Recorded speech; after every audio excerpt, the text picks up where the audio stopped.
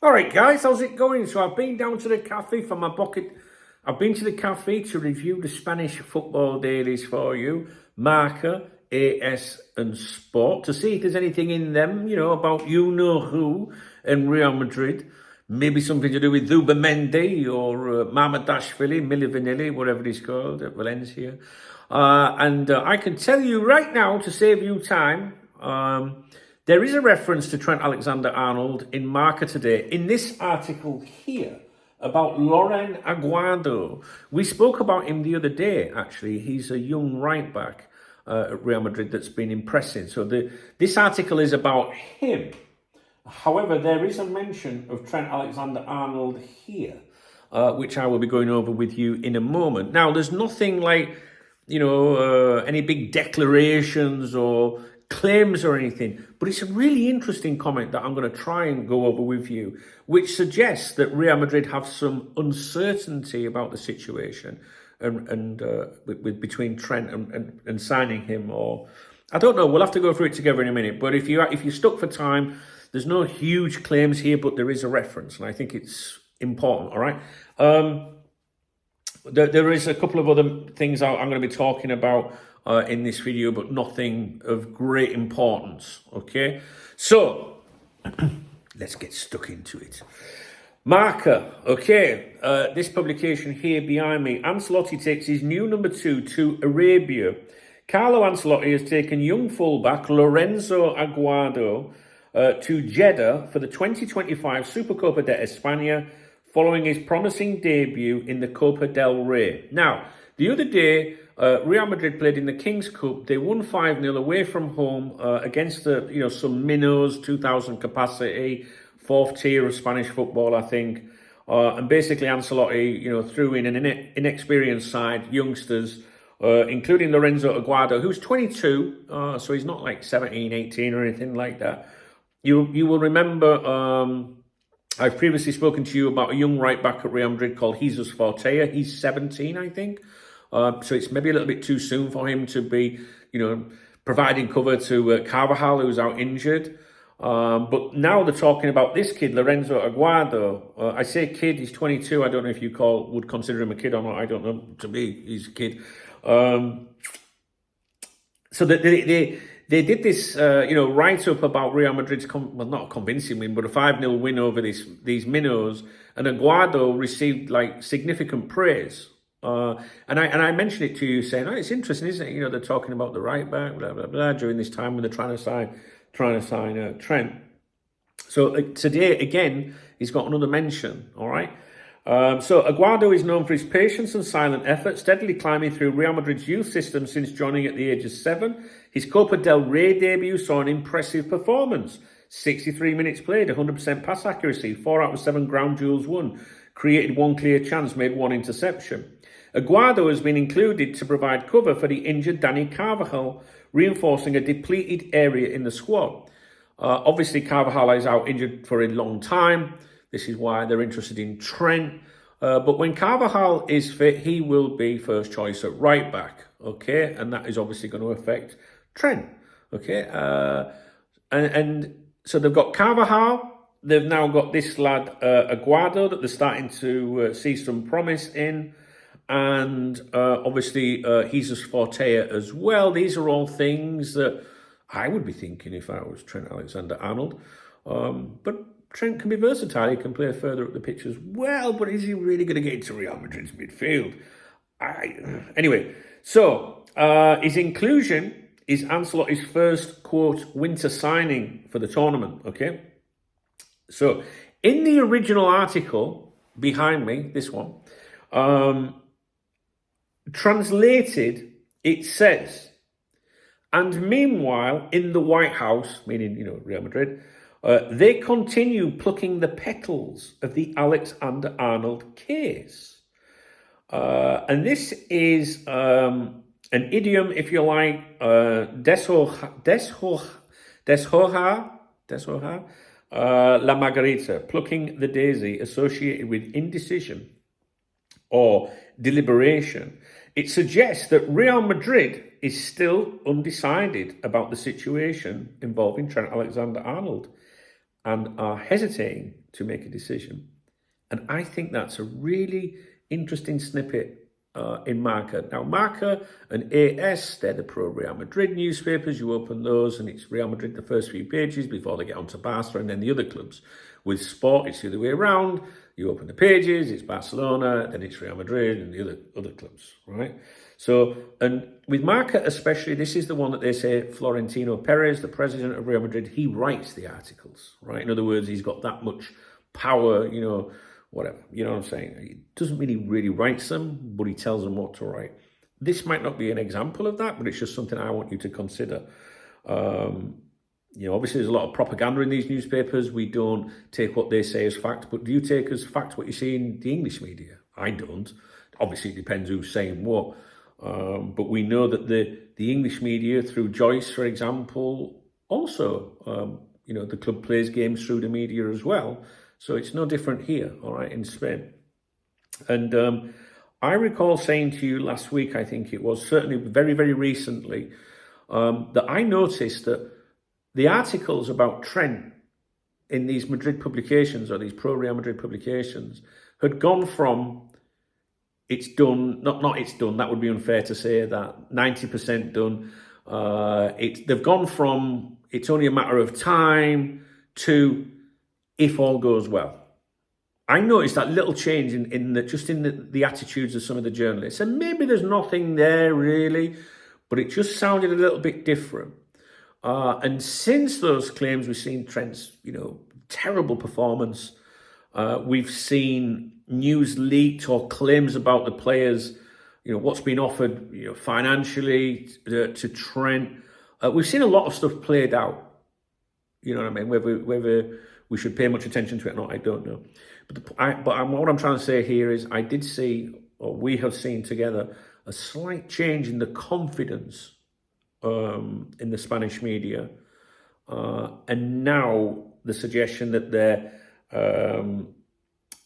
plucking the petals. Shall we go for him? Shall we not? Shall we go? Do you know what I mean? That could relate us to January. I don't know, guys, but I just find it really interesting.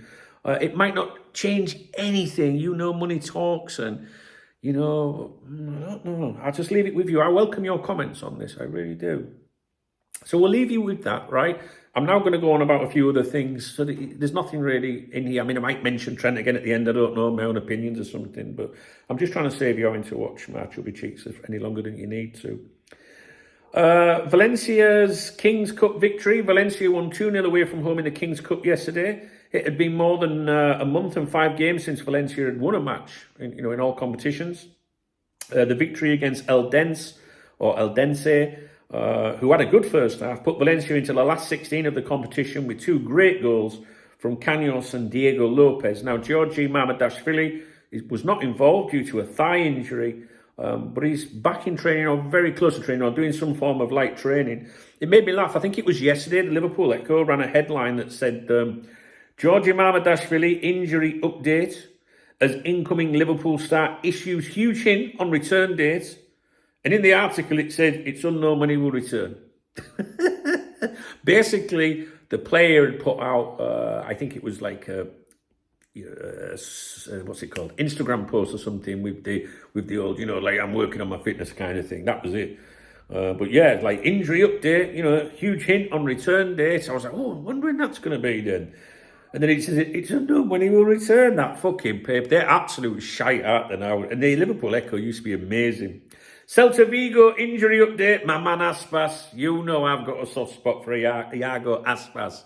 I wanted him signed before he came to Liverpool. It didn't work out for him at Liverpool. He left Liverpool and became amazing. I mean, what a player. Wasn't used properly at Liverpool. It just didn't work out for him. I know you probably don't give a fuck, but I like him.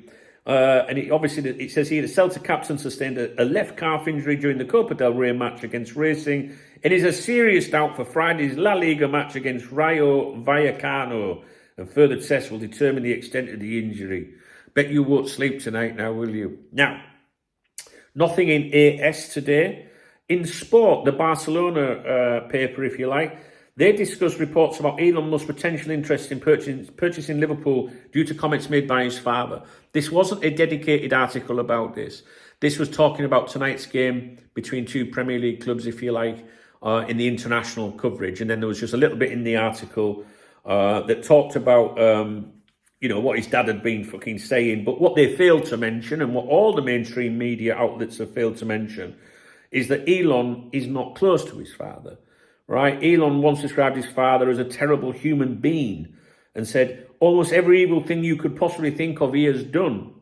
Elon's dad fathered a child at 72 years of age with his 30-year-old stepdaughter and faced allegations of domestic abuse by Elon's mum. Apparently, Elon was brought up in this domestic abuse environment. Whether it's true or not, we don't know, but that's the claims. And Elon has said his dad is a problem to him. And his father's recently said, if you don't like Elon, sticking his nose in things, tell him to get stuffed, tell him to get lost or whatever. And he also claimed, in the same interview the other day, I think he said that Tommy Robinson will be elected PM, will basically become PM in England. So I think that this relationship raises doubts about whether you should pay any notice to what he's saying. Now, if it was Elon's mum, who Elon is very close to, I would be like, fuck me, it's on, it's serious. But someone with a strained relationship with no contact, like, seriously? Let me tell you this. My real dad's alive, right? I've not seen him for more than 20 years. He's never really bothered with me in my life, when I was a kid or anything. My mum brought me up, as a single parent, just me and my mum. Then she met someone, married, and she met who I call my dad. He's my stepdad, but I called him dad. He brought me up. He took me to school. He taught me to ride a bike. He was dad, right? But not biologically dad, right? And I totally throw myself off, probably because I'm talking about sensitive subjects. So my stepdad, I called dad. I took his surname, right? So my surname is actually my stepdad's surname. I was born with a different surname on my birth certificate, right? And I was given the opportunity, by my mum, and you don't have to, you do what you want, son, but if you want, you can be, because she was going to have a different surname, right? So the reason I mention all this is if someone referenced, Dunk's dad was saying Dunk's, he's selling up and leaving KopTalk and Spain behind him. Some people might go, has his dad said that? Oh, fucking hell, right? Because people automatically assume there's a relationship. When reality is he won't have a fucking clue what's going on. Do you know what I mean? Because he doesn't have a relationship with me. There's no bad vibe there or anything. It's just he's never, he's just his own, I don't know. Do you know what I mean? He's just, I don't know. I was going to say I'm not bothered then, but I am bothered. But, he's the adult. And when my mum died, I thought he might surface and say, that's my lad, because I'm his only child. I thought he might surface and go, fucking hell, life's too short. He needs me. And he didn't, So I'll never reach out. I've done that before when I was growing up. I know we're going into a load of shit about my dad, but the point I'm trying to make here is about relationships. And by default, just because someone's your dad doesn't mean they know what's going on in your life, right? So I would completely dismiss what he's saying about Elon, to be honest with you. And the other thing is people keep saying, yeah, but he's got a his grand was from Liverpool, right? And yeah, he was very close to his grandma and all that, right? But the rest of the family, the British relatives, if you like, who said we had fuck all to do with him, he don't want out to do with, we don't speak fucking nothing. So just because you've got family somewhere, doesn't mean anything either. And for some reason, people try to latch onto these things and try and believe it. Do you know what I mean? So we'll talk about that in another video today. Unfortunately, I don't really want to talk about the Elon Musk stuff, to be honest with you, because I know it's complete bullshit. But sometimes you just need to tip people off because they might not know this, because most people would think, if his dad's saying that, it must be fucking right then. But the reality is Elon doesn't have a relationship with him as far as the world understands, all right? So, but these publications won't tell you that. The clickbaiters won't tell you that. The content creators won't tell you that because they want to get you through to whatever it is they're fucking making money on, right? So the Daily Mail have published a few articles. One of them's at it today, which I'm going to touch on today. And it's just like, they must be like, oh my God, Elon Musk, this is a big name. This is a big topic. But reality is, they're embarrassing themselves by writing these fucking articles, I think. But you know why they do it, all right? So, it's nothing to do with my newspapers, but it's in the newspapers. I just want to point that out to people, just in case they're not aware. All right, that's it. What do you think of this plucking the petals thing with Trent? Do you think there's anything in that? Do you think there's a bit of hesitation in there? We know there was hesitation previously because the decision makers, which I think at Real Madrid is Ancelotti, Perez, I forget the name of the other two. There's a sporting director and a chief executive, I believe. I would know if I saw that. If you doesn't matter, I forget the names. I think that they've always been said to be divided over Trent. Like they think he's good offensively, but not so good defensively. Would prefer Pedro Porro, but 70 million upwards. Do you want to spend that much money when you got Carvajal coming back and these kids coming through? Trent's a free. I don't know. Interesting. Probably won't change anything, but who knows, eh? Who knows what's going on? I fucking don't, that is for sure, because I'm not a Twitter twat or an ICK, whatever they call him. Right, guys, I'm going to leave you. Not for long, though. I'll be back soon. All right. If you appreciate this video, please thumbs up this video. If you want to drop me a comment about this, I'd really appreciate a comment on your thoughts about the Trent thing. Nothing in it? No change? Probably no change, but still interesting. That's why we're here to debate collectively. And if you want to buy me a beer or a coffee, I'm not really into beer at the moment, to be honest with you, cider or alcohol. If you want to buy me a coffee or a bocadillo, please hit the super thanks button. It's the love heart under the videos, and I will give you a shout out in tomorrow morning's briefing. There are alternative ways of doing that as well in the video description, which means YouTube don't get a cut. All right, guys, thanks for watching. I hope you enjoyed the video. I hope I'll be back with you tomorrow morning with more whispers or whatever from the Spanish press. And I will be live on here today at 1 o'clock and 7 o'clock UK time. All right. I don't think it'll be a late stream tonight. I only had just over 4 hours sleep last night, so I reckon tonight will be fucked. Plus there's a game anyway, and I know you'll be interested in that. It's not me. All right, guys, speak to you in a bit. All right.